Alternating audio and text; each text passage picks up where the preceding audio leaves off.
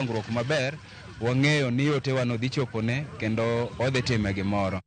Manyalo romo jopuonj kod jolony 70 mowuok e kar tiegruok ma Nyandarua kod kuonde tiegruok ma alworano ne otiegi e wi chenro mar sirkal mar Recognition of Prior Learning Program. Chenro ni bende koro geto maneno ni jogo man gi lony mopogore opogore koro mi puoth.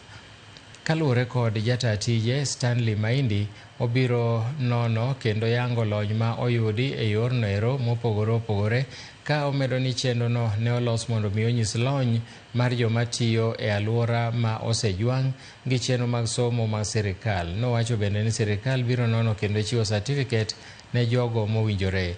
Nosire gi japuonj maduong' ma kar tiegruok ma Nyandarua Felix Mung'atu.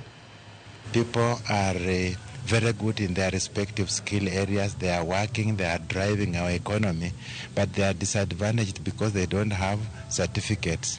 And so it is this that the government started this program called Recognition of Prior Learning. The aim is to identify these people in the Juakali sector, the MSMEs, and assess them and give them certificates.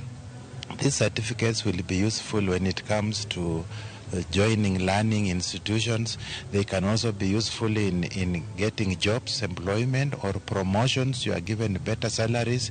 They are also used in applying and competing for government contracts. We are launching this program officially on 27th of May, and we will start the process of assessment in that week. So I'm encouraging, because I know there are those men who had already inquired about the same. So we are inviting them right from next week. Let them pay a visit to our polytechnic.